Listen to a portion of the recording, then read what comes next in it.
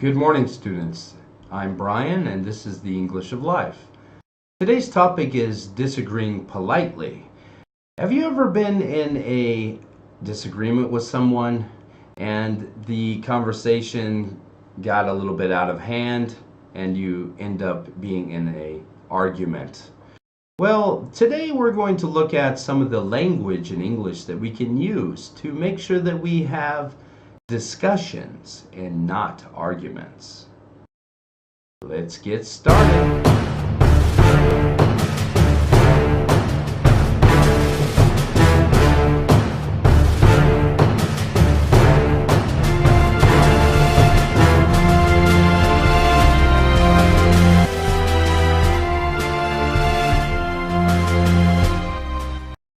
Number 1, people don't like to be disagreed with. We would love it if everyone would just agree with everything we say. There would never be any need to defend our point of view or consider others' point of view. Point of view. How you and others see things. Their opinions, your opinions. Different people have different points of view. Because people don't like to be disagreed with, we must be careful how we do it, or we may find ourselves in a heated argument. An argument is a battle, a fight with words. Number 2, before you disagree, be sure that you are disagreeing. There is nothing more annoying than when someone says, "No, it's like this," and then says the same thing you said in a different way. Sarah is sad about failing the test. No, she is just unhappy because she didn't pass her test. Number 3, acknowledge the other's point of view. You should always acknowledge the other's point of view before asking them to consider yours. Respect their opinion and make it clear to them that you do. Many arguments begin just because the other person feels you are not listening to them or considering their point of view. You can say things like, "I understand how you feel. I can see why you might think that." So what you're saying is that you believe and state their opinion. If their opinion is unclear, ask them to explain themselves. You can say things like, "Do you mean to say," or "I'm not sure what you mean. Can you give me an example?" Acknowledge the other's point of view. If you make sure to communicate that you understand their point of view, they will be much more open to hearing yours. Number 4, state your opinion as an opinion, not fact. There are 2 basic types of statements: statements of facts and statements of opinion. In what way you state your opinions can be the difference between having an argument, a war of words, and a discussion, the sharing of ideas. Facts are statements that can be proven, where an opinion is what someone thinks or believes. It cannot be proven. When there is a disagreement about a fact, either someone is wrong and someone is right, or you're both wrong. If you say the ball is red and I say the ball is green, you are right and I am wrong. This can cause an argument if we both feel we are right and the other is wrong. It is a fact that the ball is red. If you say otherwise, you are wrong and others might disagree. When we have a difference of opinions, however, neither of us is right and neither of us is wrong. Therefore, an argument is futile. Because neither of us can prove the other wrong, Instead, we should discuss our viewpoints and maybe even try to respectfully persuade the other to see it our way. For example, take this statement. There are too many people in China. Is this a statement of fact or opinion? The statement is an opinion, even though many people might agree with this opinion. But it is stated as if it was a fact. I may think there are not enough people in China, so I say, there are not enough people in China.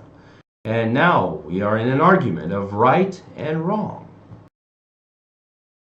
Instead, you can use qualifiers such as I think or in my opinion, it is a belief that, and then follow it by what do you think or what are your thoughts? Now we are in a discussion. We are discussing, not arguing. Number 5, avoid using you statements. When you say things like, you are not thinking about, or you can't believe that, etc., you are pointing a finger verbally at them. Many people feel threatened by this type of language and will be defensive in response. Number 6, persuade, not prove.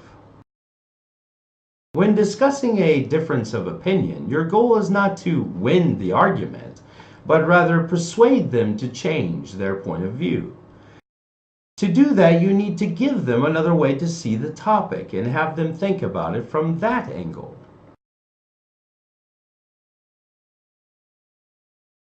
You can use language like, have you considered? Have you ever thought about? I have heard before that. Find common ground. Number 7. The best way to persuade someone is to get them to agree on something, and then walk them agreement by agreement until they have changed their point of view. This is a tactic great salespeople use to close the deal. Number 8. End the discussion on a positive note. If you are unable to persuade someone to agree with your point of view, don't take it personally and end the discussion politely and positively. You can say something like, this has been an interesting discussion. Thank you for your insight on the matter. Or, I appreciated the chance to discuss this with you. You have given me many things to think about. Number 9. Don't be afraid to change your mind. When discussing an issue, you may find yourselves being persuaded to the other's way of seeing it, their point of view. It is a sign of wisdom and maturity to admit you have changed positions on something. There is no shame on it.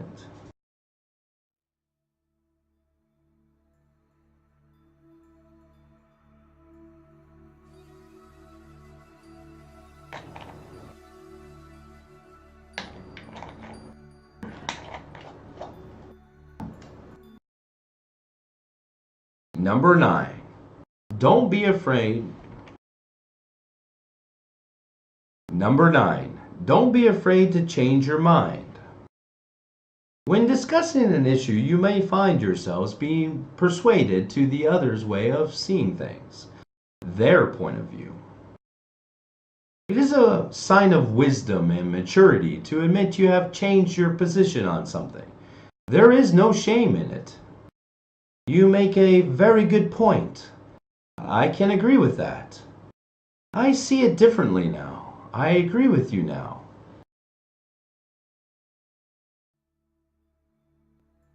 Number 10. Opinions are of the mind, not reality. The more you talk and think about it, the further astray you wander from the truth. Stop talking and thinking, and there is nothing you will not be able to know. The great way is not difficult for those who have no preferences. When love and hate are both absent, everything becomes clear and undisguised.